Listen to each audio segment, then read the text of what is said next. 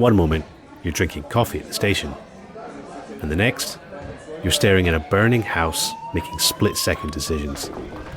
Decisions that carry the weight of life and death.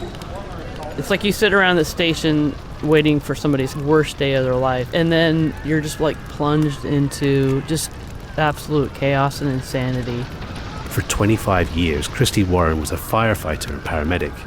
Her world was adrenaline, urgency, and solving impossible problems under pressure. When we're just plunged into that, it's they talk about like being in the flow state or whatever. It's like bliss. I mean, the high from it afterwards is just tremendous. But every rush has its cost.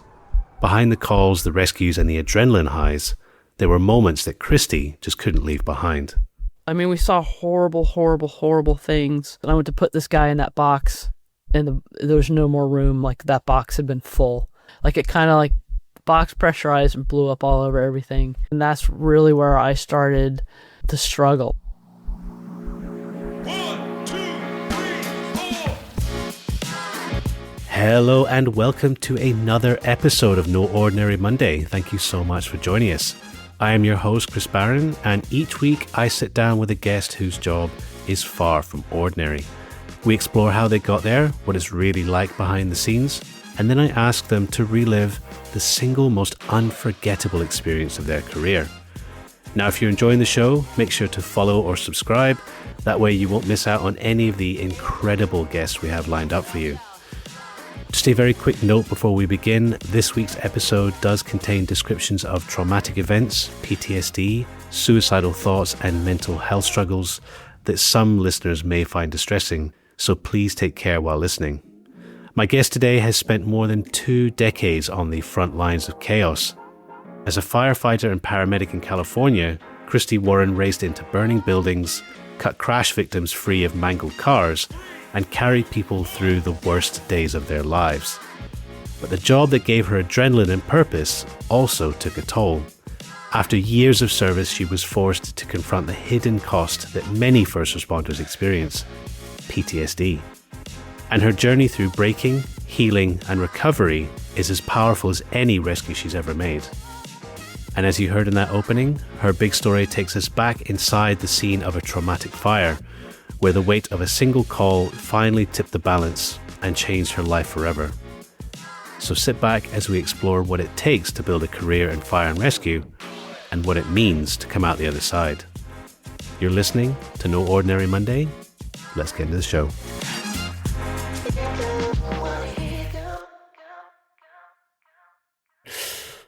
Christy Warren, how you doing? Chris Barron, I'm good. How are you? Fantastic. Thank you so much for jumping on the podcast. How are you doing today?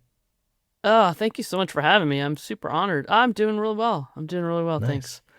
I guess things are a lot calmer now than maybe they were 10 or 15 years ago on a morning like this. Yes, things are much calmer now. Almost to the point where I struggle with boredom and missing the craziness that ensued. Yeah, absolutely. Well, I think we should probably just go back and just explain. What's the best way that you would describe the career that you had for, like 30 years or whatever it was? How you best describe it? It was 25 years. It was incredible boredom pierced by like moments of insanity. It's kind of funny because, when you think about it, we basically, when I was a firefighter, it's like you sit around the station waiting for somebody's house to catch on fire, or waiting for, somebody to get hit by a car, or waiting for, just somebody else's like worst day of their life. And so it can be tremendously boring at times. And then it can just be, you're just like plunged into just absolute chaos and insanity. And but it was the best job in the world. I just can't even begin to describe what a great job it was and how much I enjoyed it. And going on calls, especially like critical ones, it's just like you find this clarity, or I found this clarity that I can't seem to find in anything else that I've done. they talk about like being in the flow state or whatever. And it's like, that's where, at least for me, and I think a lot of us first responders, like that's where we do our best and we're at our best. Like none of us are good planners. I think pretty much all of us have ADHD. And when we're just plunged into that, it's like bliss. I mean, it's the high from it afterwards is just tremendous. I mean, we saw horrible, horrible, horrible things, but the call itself was it was just tremendously gratifying. It's such a paradoxical like job to do. Of all the jobs you can do, like you say, you're seeing people on the worst day of their lives often, but like I guess that if you have a call that you do save someone's life or you do save someone on the worst day of their life, you come out of it feeling, I mean, would you describe it as euphoric or what is that sort of feeling? It's kind of interesting when you talk about like saving somebody's life. It's like it doesn't happen very often where you like save somebody's life like right in front of you. And I think it's really, it's more about like getting the job done than like looking at it as saving their life, if that makes any sense. Because I think if you really look at it as somebody's life in your hand, like at the moment, then it'd be just too hard. You know what I mean? It'd be really overwhelming. So it's really about the job. It's about getting, it's about getting a car door open or getting the roof of the car cut off so we can get the person out. So it's really about our task and doing our tasks really well. It's interesting just the way that, you frame that in your head, and maybe you and your colleagues think about it the same way. It's like, I just solved a problem. I just did this thing and I just went to the next thing. It's a fascinating mindset. That's exactly right. Yeah. But I guess it's about solving a problem. Like you hit the nail on the head. Like we have to solve these problems very quickly and with very little information too. If I pull up on a fire and I'm first in and I'm the captain and it's like I have to make all these decisions on how we're going to attack this fire, where I'm going to get my water from, all this kind of stuff. And just by pulling up in front of the house and looking at it, I have like 10 seconds to make an assessment and then make a flurry of decisions that could mean life or death at the time. I don't think about it at that time. I just think about like, okay, like you say, the task and solving the problem. And so it's kind of like, I think that's kind of where the rush comes from, is having to do a lot of things that are very high stakes with very little information and in a very short amount of time. I mean, let's just go back. I mean, I'd love to sort of just give listeners like a bit of a snapshot of like your career to an extent. It's kind of split into sort of two main first responder categories, isn't it? And just walk us through that. Yeah. So I originally wanted to be a doctor, and I thought it'd be fun for a summer to like get a job on an ambulance, and you know what I mean? Like I've always was like the person who like saw an ambulance go by or a fire engine go by and was just like mesmerized. And I watched the show called Emergency, which was a pretty big show in the 70s, and it was about two firefighter-paramedics, and it was just like my favorite show in the world. And it's like I always in the back of my head, I always wanted to be a firefighter, but at the time I never saw a woman firefighter, so I never thought it was like that possible that I could do it. Yeah. But anyway, so I got a job on the ambulance, and I worked in this city called Vallejo, which is a pretty violent city. And so we were very, very busy on lots and lots of trauma. We had lots of freeways and highways, too, that intersect through the city. And so I had the time of my life. Like, I was good at it. I loved it. And so I said, forget being a doctor. Like, I want to do this. And so I went to paramedic school and got my paramedic license. And so I worked in Vallejo as a paramedic for 7 years, something like that. Mm-hmm. And really had the time of my life. And then I saw that I kind of wanted something more. And I also really wanted to be a firefighter. Like I saw what they did and I really wanted to do that. I've always been athletic and play sports. And so like that whole physical part of that just really enticed me. So I started testing for fire departments, and so I first got hired at a small department in the Bay Area in California, and yeah, I was just smitten. And then I wanted to work for like a busier, kind of more inner city department, and that's when I got hired at Berkeley, California. And so then I was a paramedic firefighter for the rest of my career, and I had all the positions. I was, like I said, I was a paramedic there. I was a firefighter.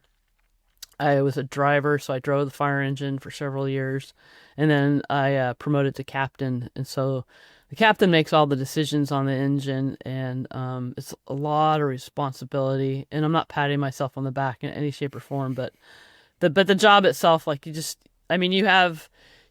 the one that makes all those decisions under pressure, and you also have your crew's lives at stake, and you have the citizens' lives at stake. So there's a lot on your back.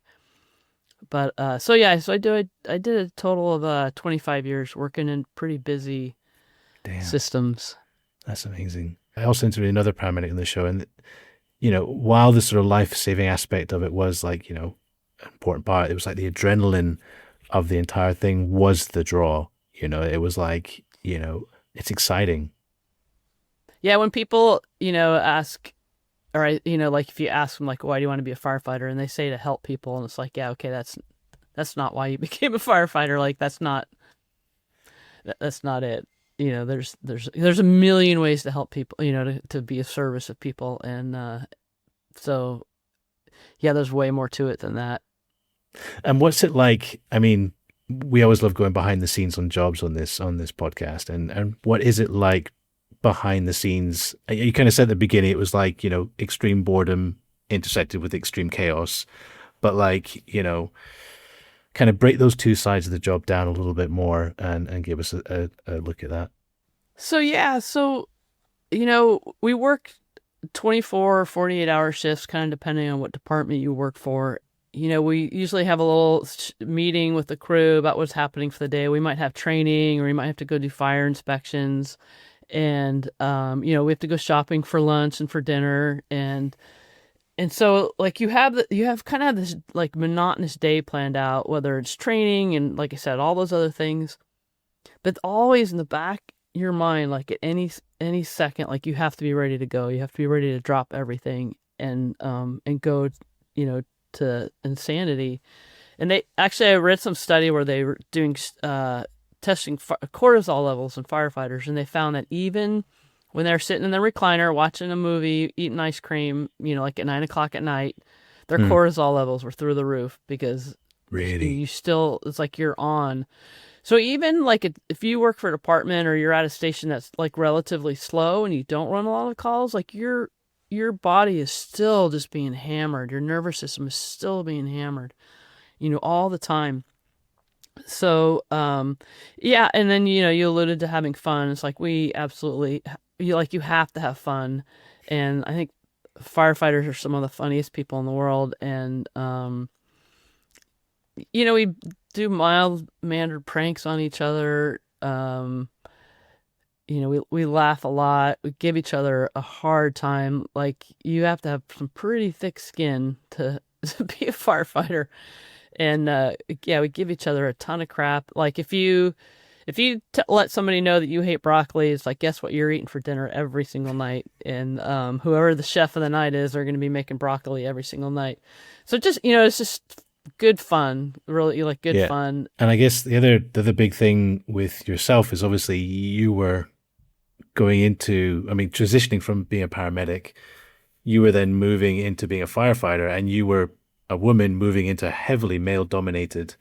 I mean, it's not just male-dominated in the sense of like, I don't know, at that time, like many careers were male-dominated, but this is like a sort of almost physically, it's almost like only men can do this job, because physiologically, how could a woman do it? And how did you navigate that? That must have been, you had to have so much determination to push through all that kind of nonsense. Yeah, you really do. Like being a woman, it's like I had to work twice as hard to get like half the amount of respect. And, I really went into it with the attitude of like, I'm not going to tell anybody that I can do this job. I'm just going to show them I can do this job. I'm just going to do it and not talk about it. And I'm never going to say like, I demand your respect just because I'm a woman. It's just like, no, I'm just like everybody else. And, I never wanted to be treated any differently. And I also looked from the fact that, like, a man's a trepidation with a woman, I'm 5'6", I'm 150 pounds, seeing me walk through the front door, their trepidation is I think legitimate. Like if I'm 6'2" and I'm 250 pounds and I go down in a fire, I'm going to say, is this short little lady going to be able to pull me out? But when it comes time to crawl through a window, like, I'm going to be the one that crawls through the window because they're not going to fit through the window. Like, I crawled in every attic there was to crawl through, or crawl space under a house. I was the one that was sent, I was the one that went through all the windows, all that kind of stuff. And so, it really takes all shapes and sizes, to do the job. And so, yeah, that's really the attitude that I went in there, and I felt like I think I earned people's respect, and I was never treated poorly. I mean, I had people say, yeah, I don't think women belong here, but yeah, I was fortunate in that I was never treated poorly. Yeah, yeah. I mean, you alluded to some of the sort of things that you had to do there, crawling through windows, and I'm sure in a fire, in a building on fire, you got lots of like debris falling, place to crawl through. I mean, what kind of, experiences can you recount that sort of stick out in your mind of you being, doing what people might visualize a firefighter doing? Well, just to visualize it, like, we wear a lot of gear. It's a very hot and sweaty job, and the other thing too is, like, there's very little that we do that's ergonomically correct. Like, you like just lift, like, so when people are like having a major heart attack, like, one of the things that happens with their nervous system is like, they feel like they need to go to the bathroom. So a lot of times when you find patients who are having a big heart attack, you find them in the bathroom and they're really sweaty just because of their heart attack, and they tend to fall behind the toilet. And so, like, picking up 300-pound person who is soaking wet and is falling between the wall and the toilet, like, there's no ergonomically way to do that. Yeah. And so it's just it's just really physically demanding. And like, we have our chainsaws, like, come with warning labels, like, do not use this above your head, and it's like, we use chainsaws all the time, and you know what I mean, in every manner possible, and above our head, and reaching really far, and standing on a pitched a roof on a 3-story building that's got a pretty good pitch to it, trying to cut open a roof, and so yeah, it's pretty crazy what we do. Yeah. I keep thinking of, like, all the, like, the occupational health and safety standards of, like, working in a factory and lifting, like, heavy loads, like, straight back and all that kind of stuff, which can never apply to the situations that you found yourself in. I'm sure you've got, like, colleagues and yourself probably with, like, all kinds of injuries, like, slip discs and stuff from, like, lifting people out, as you say, like 300-pound people out of an awkward position. It must do all kinds of damage to your body. It's I'm, like, speechless. It's unbelievably damaging to your body. Like, I had no idea that it was going to do, like, my orthopedic surgeon calls me his annuity because I'm in there so much. And it's not just me. Like, I worked with a guy who he was amazing. He's like a physical specimen. He was so strong, like, naturally strong and well built. And he was a guy that I thought would never, and he ended up, like, starting having knee problems, hip problems and back problems, like, and he had to retire out on it, not on a service retirement, but he had to retire out because of his injuries. Wow. Like, it's phenomenal what it does to your body. Like, I've had, I think, 9 orthopedic injuries or surgeries, and now I'm, like, my next one that's coming up is I have to have back surgery. And so yeah, I'm only 55 and I've had a shoulder replacement, and it takes a tremendous toll on your body. Yeah. Yeah. Wow. Yeah. absolutely. I mean, would you be able to take us through a couple of the, I guess, the tougher cases that the tougher, would you call them call outs in the industry that you had? We just call them calls. Some people Yeah, call them calls. call outs, but yeah, I call them calls. Yeah, like one particular call that when I got PTSD and I started having what they call I can't even say the word right now. Intrusive thoughts. That's what it was. Yeah. Where I have a videotape in my head that would play in a loop of like bad calls that I've been on, and there's a call early in my career as a paramedic, and there was a house fire. It was during the day, and it was only a couple of blocks from the station I was at, and so the fire department was obviously dispatched first, and they got on scene first. We were on scene shortly behind them, and the system that I worked in, there's only one paramedic on the ambulance, and this is before, because we typically have paramedics on fire engines now too, but this is before any of that. So when we got on scene, I was the only paramedic on scene, and it was a 2-story house, and when we arrived on scene, there was flames, blowing out of all the windows in the second story, which means that it had flashed. And what that means is every single thing in the room catches on fire, like at the same time, like instantaneously. Oh my Everything God. reaches its ignition point. So everything in there is on fire. And so we got there. We found out there were 4 kids inside on the second story that second story. So fire department went to work. One of the firefighters came out and said, I need you to come inside and look at something. And I'm like, okay. So the first floor is completely, clean and safe and looked normal because the whole fire is on the second floor and above. So anyway, I went inside, and there was a kid that had been burnt like beyond recognition. And Oh my God. so I think the firefighter knew there's nothing that we could do, but just needed to confirm that and make that, and have somebody else make that decision. And so I was like, And yeah, the kid was already dead at that point, was it? Oh, the kid had no ears and no nose and was charred and jeez. completely, had really no fingers left. I mean, it was burnt so badly that, yeah, there was nothing left. So, I said, you have to leave this inside, and, cause you can't bring it out, cause, there's bystanders, and the mom was out there just screaming, screaming and screaming and screaming. And, so I went back out. And then one kid after another was brought out by the fire department. And so a firefighter comes running out, and he hands me a 2-year-old that's limp and is burned, and skin hanging off of him, and hands him to me. And so I run and lay him down in the back of my ambulance, and I'm starting the priority for anybody who's been burned like this is to get an airway. You have to get an airway because the throat will swell and the lungs will swell, and you won't be able to, and then they won't have an airway. So you have to get an airway as fast as possible. So I was about just getting ready, working on doing that. And then out comes another firefighter with another kid, the same thing, even a younger kid.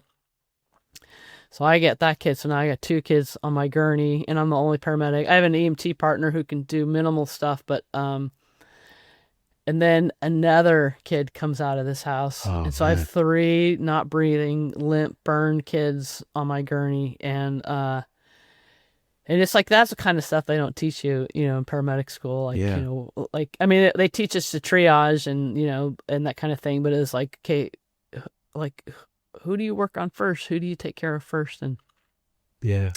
I was fortunate enough that another ambulance got on scene, and so I just it was almost like a football, here, take this kid and go, and so I started working on the remaining kids, and then finally another ambulance pulled up, and I was able to hand that kid off, and we could have taken off to the hospital with the 2 kids right away, but everything, it happened so fast that I was fortunate enough to have be able to have each kid have a paramedic to be taking care of them. So yeah, that was a tough one. That was a really tough one. What happened to the kids though? At the end of the day, they get to the hospital? Did they survive? So they all got to the hospital, and they ended up getting. It was kind of a big deal in the community because the city's not very big. And so they all got like stabilized in the emergency room, and then they all were flown to Children's Hospital in Oakland so they could be, taken care of at a much better facility. Yeah. And so I believe they all lived. I'm not exactly sure if they all lived. Like one of them was burned like really bad, and so Wow. but yeah, and that's kind of the thing where you're like, I don't know if I saved a life. I mean, we gave them. I do know that we all gave them the very best chance that they could have. Like Yeah. like, and that's where you kind of walk away. Like the call went really well. Like we did a good job. Like we didn't mess up, Yeah. You did everything you and could. we did everything we could. So And so yeah. and what I mean, how do you, like you say, you're not taught, as paramedics to handle that case necessarily, but even the aftermath, like, that once your job was done and you sort of, said, okay, great, they're in the hospital, like, then what happens? Do you kind of just shut it You off, go get go to the lunch. next job? You get lunch. Yeah, you go get lunch. I mean, really, like, because in order to do the job, like, that's what you have to be able to do. And Yeah. I just, I mean, really, like, I kind of liken it to, like, okay, I have a box on my head, and you go on a horrible call like that, and you just put it in the box, and you close the lid, and you go get lunch, and then you Yeah. just go on to the next call, and you don't really, think about it. And you say to yourself, like, oh, wow, that sucked. But, you move on from it. And that's really what I did my whole entire career, and just kind of go on a bad call and put it in the box, and every once in a while something would affect you, but like for me, I thought it wasn't affecting me at all. I thought, I was just Yeah. it's just kind of like, this is what I do, and this is where I'm comfortable, and like bring on another one, like let's go to the next one, let's go to the next one, let's go to the next one, and and then. And then, 25 years later, I had a fire, and we got dispatched to a fire. It was in the middle of the night, and the first engine and the first truck go in, and they knock the fire down, and they say, they do a primary search, like that's when you do a quick search to see if there's any victims inside, and they say there's no victim. We didn't find anybody. The primary search is clear. And to kind of make a long story short, so then me and my crew were sent in to do a secondary search and do some other work in there, because then we have to kind of clean up after the fire, make sure the fire hasn't gotten into the walls or gotten into the attic, and because fire has a funny way of doing that, and then it can just go throughout the whole house, or like this was an apartment, this was a Yeah. penthouse in an apartment building, and so so you have to do a lot of work after the fire to make sure that the fire is like completely out. So anyway, so we'd been sent up there. We kind of did our search, didn't find anything, and then the way the apartment was set up, like the penthouse. So if you walk through the front door, you enter into a hallway, and if you look to your left, there's like you head to the living room, which is a pretty big living room, and if you look to the right, there's some bedrooms, a bathroom, and then the kitchen, and everything on the left was completely charred. Like that's where the fire was, and like there's nothing left. It had flash. There's absolutely like nothing left. Like there was the coils, and a mattress that was in that Oh, yeah. room. That's pretty much all that was left in that room. Everything had been consumed by the fire. And then if you look to your right, it was clean. There's Yeah. like smoke damage and soot and that kind of stuff, but the fire had not gotten over there. So anyway, so we did a quick search, didn't find anything, and then I was on the charge side of the room, like trying to, because that was my job. Like, okay, how do we want to tackle this in Yeah. terms of And making the sure all fire's fire's completely out by this point, is it? Fire's completely out. Yeah, there's no Yeah. fire at Yeah. all, and it's clear. All the smoke is gone. We've blown all the smoke out, and it's completely clear. Yeah. Yeah. Yeah. And so, anyway, so I was in this room, and I turned my head, and I was looking down the hallway. And sure as shit, I see two firefighters carrying a person, and it gets me right now. And I was overwhelmed with like, I just screwed up like so bad, because we were sent in to look for this guy, and we didn't find him.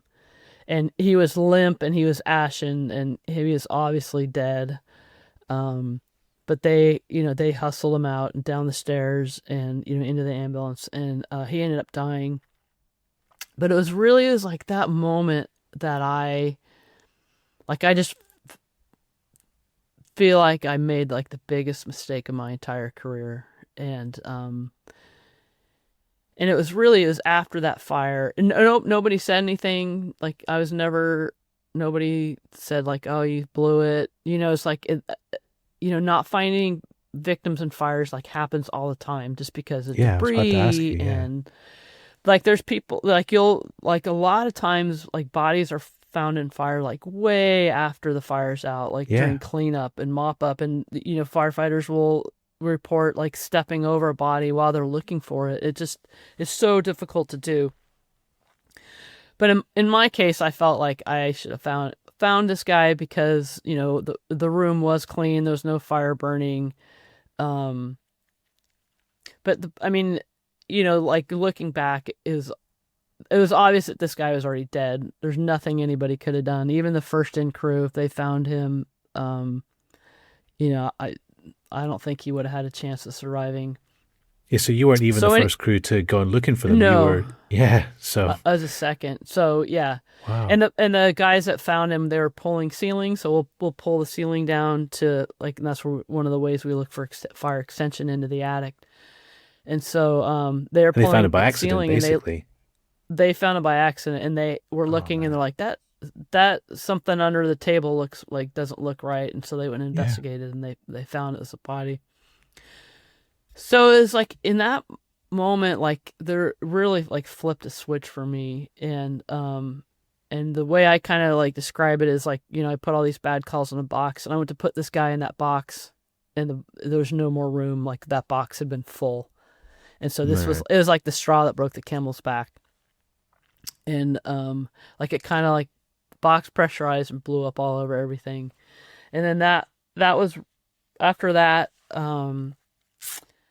like I didn't notice anything for a little bit, but my wife talks about how like I wouldn't stop talking about that call. Like it was constantly there for me. Like, and that's really where I started the struggle. And I think it like all those bad calls that I've been storing, and I shoved away some part of my brain, all just came flooding out. And then in the next few ensuing months, that's when my symptoms of my PTSD started. Like I started having nightmares, waking up screaming from calls, like work calls, dreams. I stopped sleeping. Like I would sleep very, very little.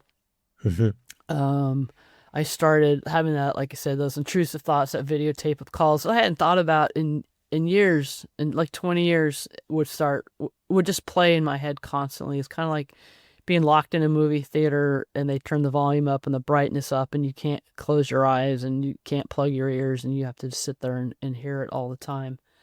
And you just come to you any time of the day. You just mind all your the own time. business. Yeah, it's just kind of just go. Yeah, and there's no way. I didn't know how to shut them off. I was angry, I was super angry, very irritable, like had a really short fuse, was blowing up at people, like super irrational. Started crying. Like I never cry, like only when I'd get really, really angry, but I'd start like have a really kind of innocuous call at work, and I'd start crying. Wow. So I started having these symptoms, and I felt so much shame about it. Like I didn't want anybody to know. And so I'm like, okay, I need to go see a therapist and like figure this out so I can just be done with it and get back to work. Yeah. And that's when the therapist told me like, oh, you have PTSD. And at first I was like, yeah, no, I don't. And part of that comes from like feeling like I have to be like the strongest one in the room. And I mean, part of that's being a woman and never wanting to ever show any weakness. And then a lot of it's just kind of was my nature of never, ever wanting to show any weakness, and wanting people to know that they can depend on me and then they can count on me. And like, oh my God, nobody can know that I'm crying or feeling horrible.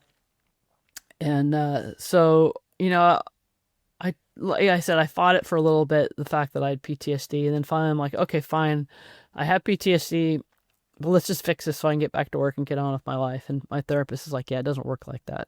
Yeah. So yeah, it got really bad, and a lot of it was because of the shame that I felt and not wanting to ask for help. Like, first responders, like we are the help, and so we don't ask for help at all. And, a lot of that comes from our childhood too. Like we never asked for help when we were kids. We had to solve all these problems by ourselves. Yeah. And that becomes like the kind of comfortable, safe place for us. So we don't ask for help. So, even though I've seen a therapist, like that was asking for help, but it was also like, no, I'm paying you and like teach me some tricks or whatever, so I can, get on with this. And it wasn't really asking for help. And, I didn't tell anybody about it. Except for obviously my wife, but these symptoms just continued to just get worse and worse and worse. And, my therapist is saying like, you need to take some time off work. And, I fought that for a long time. And I finally took some time off work and, it was a couple of weeks and I was feeling a little bit better and I'm like, all right, yeah, I got this. And so I went back to work. And then I started on the way home from work. I get off, work a 48-hour shift. I get off in the morning and then I start like get in my car, pull out of the driveway and I just start sobbing, like just out of nowhere. Like I had no control over it. Wasn't thinking about anything. I just start sobbing and I'd cry all the way home. And then, so the way our schedule works, we work 2 days on, 4 days off. And so as the 4 days went on, I'd start to feel a little bit better. And I'm like, okay, I got this. I go back to work. Because, I always, at that point in time, I always thought the very worst thing that could ever happen to me was to me, like to not be able to handle my job or do my job.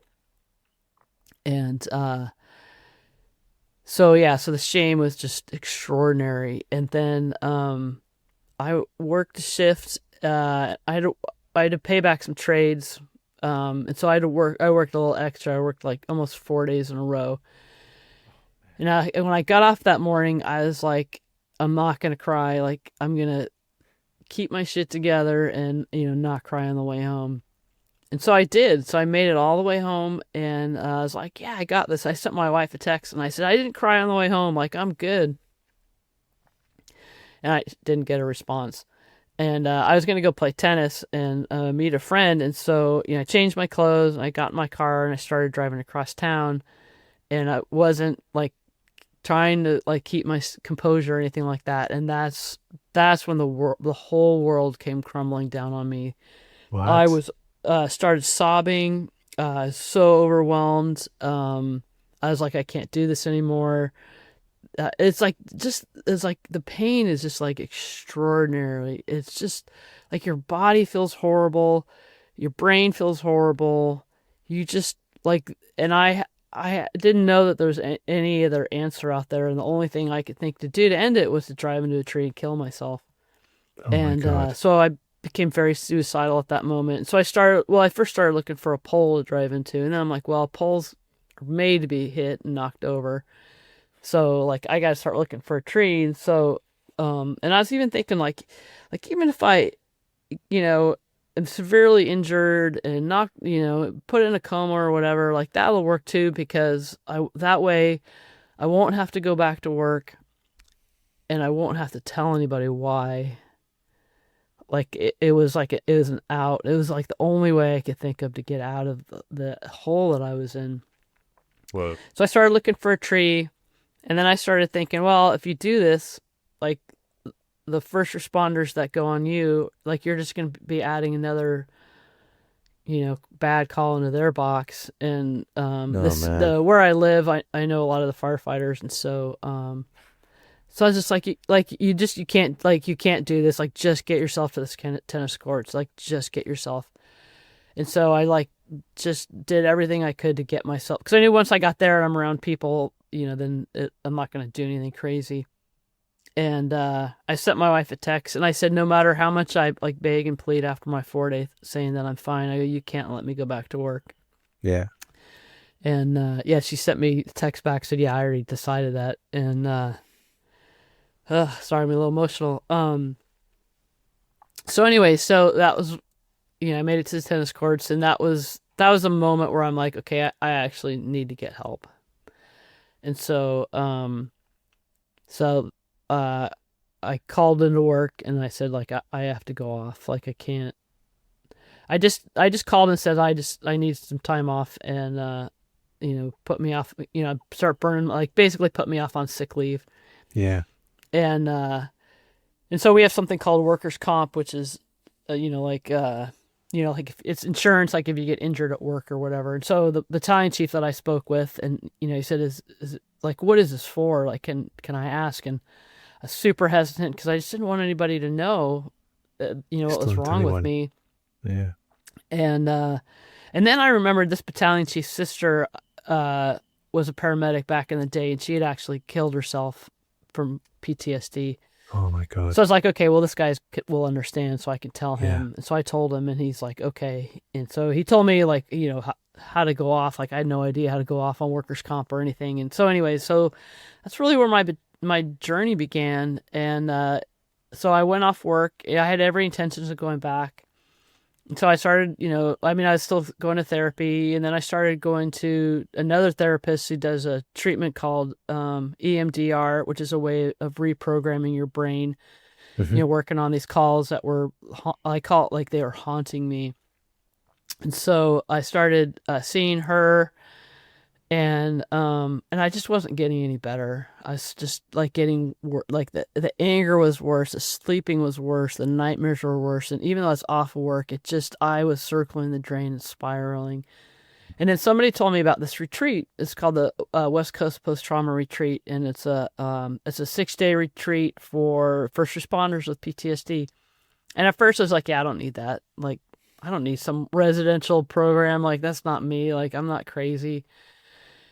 And then things were just getting so bad, I was finally like, all right, I'll call them. And I called them, and I ended up going, and that was where my recovery started. And it was 100% because I spent time with my peers who were going through the same thing. So the way it works, there's 6 of us, or 6 clients, that were there to be treated. And then there were like 15 peers, and they're all cops and firefighters and paramedics, dispatchers, who had PTSD and had gone through the program, and they were just there like to support us for the week. And then there are 2 clinicians and a chaplain, and it's basically like 6 months of therapy compressed into the 6 days. And you basically, like, you share all your secrets with your peers, and then you find out that they're all been struggling with the same thing. And, here Yeah. I thought, like, I was like, we have 125 uniformed personnel at my department, and I'm the only one that's going through this. So there is something so wrong with me. Yeah. And then I go to this retreat, and I find out it's like, nope, like, so many of us are struggling. And being able to share your secrets and the things that I felt shame over, and with my peers, just like changed everything for me. And then like therapy started working, and the EMDR started working, and I still had some moments where I really struggled, but it's been 10 years and I still have moments where I struggle, but like it's like I know I can manage everything now. And Yeah. that was really like what changed everything for me. Wow. That's incredible. And how many, I mean, that's the thing you're saying. You had 125 uniform personnel in your department, and you thought the only one. Realistically, do you think each one of them to some degree is experiencing Absolutely. it? So I went back to my department, and there was another guy that for my department. I got a phone call from him one night, and he won't care if I use his name. I go, hey Mark, like, what's going on? And he's like, yeah, I'm not doing so well. He's like, can you tell me a little bit about your experience? And so I told him, and he's like, yeah. He goes, I have that too. He goes, I carry a bullet Wow. around with me everywhere I go Oh my God. in case I need it, for himself. And so he ended up having to leave because of PTSD. And so he and I went back to our department and like shared our stories, because I hadn't talked to really anybody, because I didn't want anybody to know, I was full of so much shame. And so yeah, I just like, that morning I just left and nobody knew what happened. Yeah. And so anyway, so we shared our stories, and after that, like, my phone was ringing with people who are struggling. And it's amazing because that retreat that I go to, like, I know there's so many people from my department that have gone to it. And now they have we finally have a peer counseling program, and, ways for people to get help, while they're still working, so it doesn't turn into full blown PTSD. And But yeah, I was not by any means the only person struggling. Like there are a lot of people like really, really hurting. Yeah, absolutely.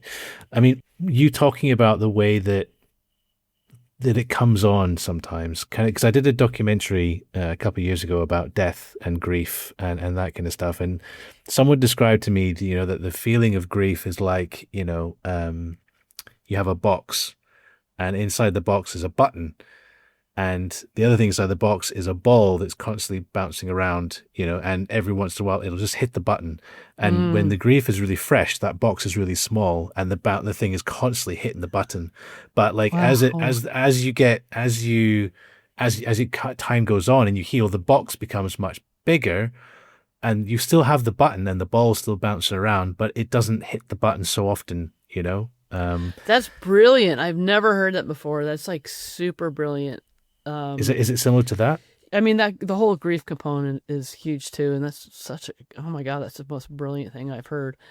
So I would say similar to that. It's very similar to that. The button isn't as sensitive, but it doesn't, like, I don't get triggered almost hardly at all anymore. Like very little triggers me. Every once in a while, like a sound will catch me off guard, and it'll like just kind of like a snap. It'll just my nervous system will just like poof, but then it's like it's gone. It's like a spike.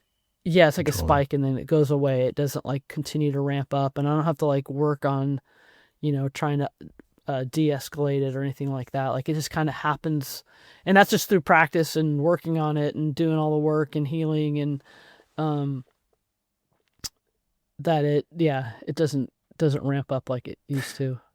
I guess the sort of big picture question is that, given, your experience with PTSD and the job and the fact that you love this job and you couldn't imagine doing anything else, like given the fact that you knew that PTSD was a risk with this job, going back and doing it all again, would you still do it, as you have? I would. I absolutely would.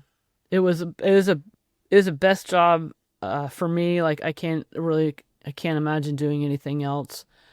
I can't, I miss it so much. Like I really, really miss it.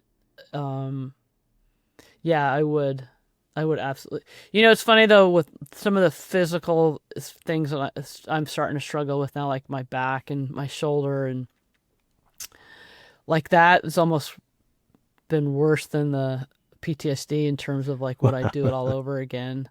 But I without question, absolutely without question. I mean, for anyone listening, obviously listen to this episode and the experiences, and anyone interested in being a first responder, I think probably these days might have an awareness of PTSD, but anyone listening to this and going, I would love to be a first responder, but I am, afraid, or I'm scared of the risks or whatever, like what kind of message would you give to them and, about doing this job?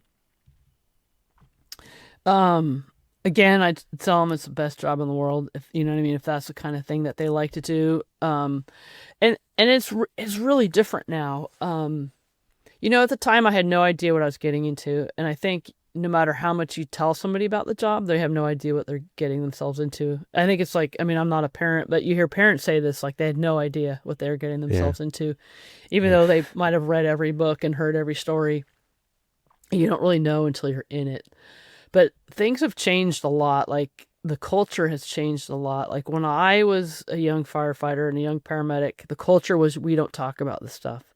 Yeah. Like you just don't talk about it. Like it was like the suck it up buttercup, and it was all about being strong and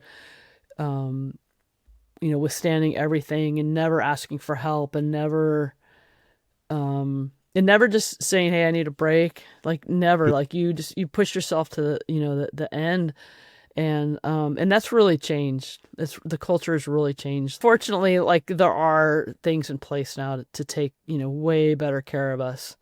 When there's a bad call, like it's all hands on deck now to deal with it, to talk about it and get people the help that they need, so it doesn't like plant itself in your brain somewhere and like wear on your nervous system, without you even knowing about it until it blows up. And so I think things are a lot better. I love that analogy that you had of like, 50, 70 years ago, the equipment, just the physical safety equipment you had was less advanced than what you had in your day and what they have, now.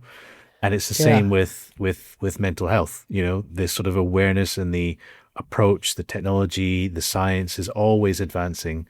And as it advances, the risks become less to the firefighter, the first responder, whoever it might be. Yeah, 100%. 100%. Wow.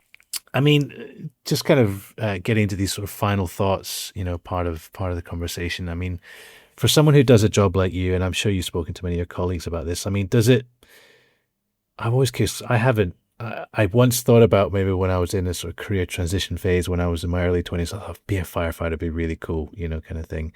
I never went down that road, but I wonder how it changes the way that you see the world.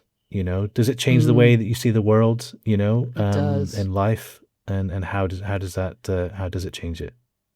It really, really does. I've learned how fragile life is, how, like things can just change in an instant. Like how many calls I've been on where, somebody just like ran out to go to the store to get some milk and didn't come home because they were, hit by another car and they were killed.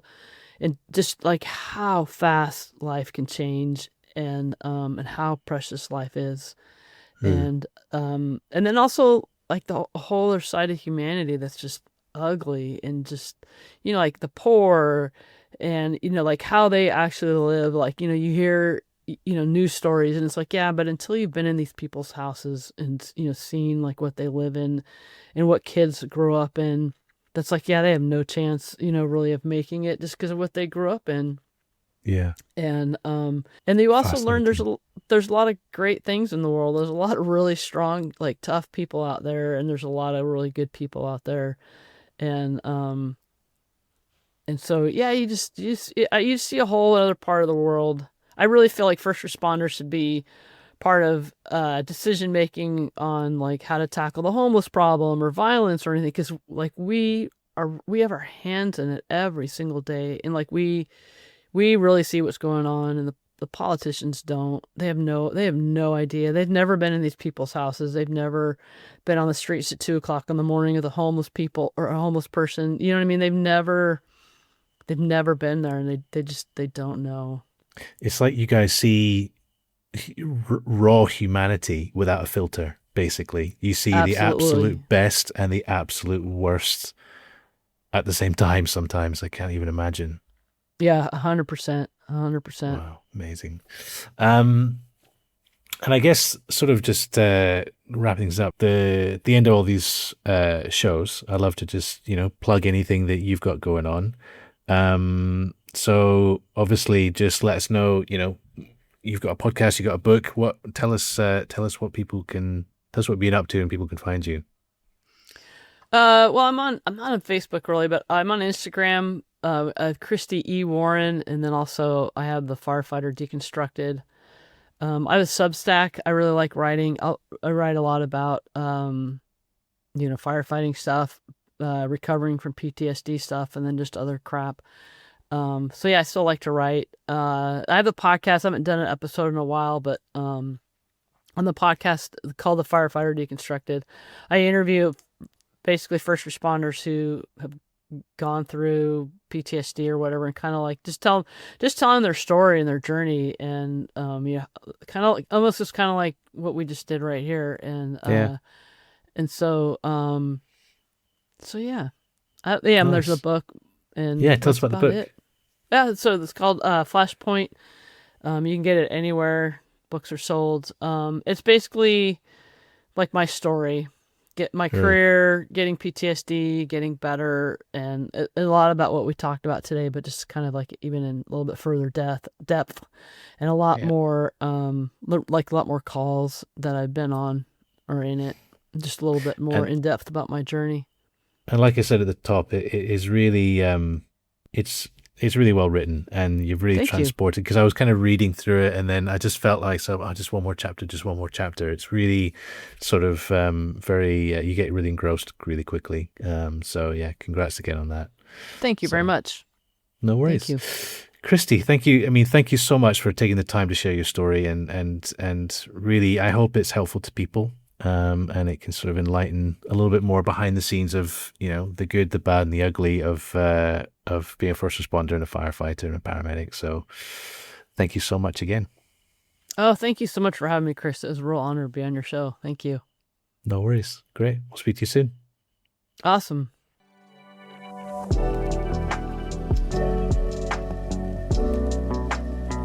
And that's a wrap on this week's episode. A huge thanks to Christy for being so open and sharing her incredible journey. And of course, a big thanks to you all for listening as well. If today's episode touched on difficult experiences you're dealing with, or if you're struggling with PTSD or your own mental health, please do not go through it alone. In the US, you can dial or text 988 for the Suicide and Crisis Lifeline to talk to someone right away. If you're elsewhere in the world, please check local hotlines and services in your area, because reaching out can make all the difference.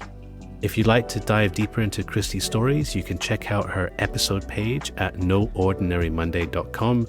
There you will find links and more info about the story. You'll also find extras across our socials. We're on Instagram, LinkedIn, Facebook, and more.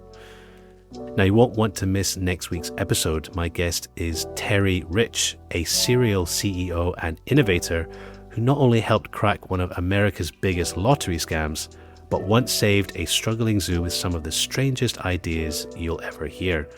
From late night concerts with beer to selling lion and tiger poop as deer repellent.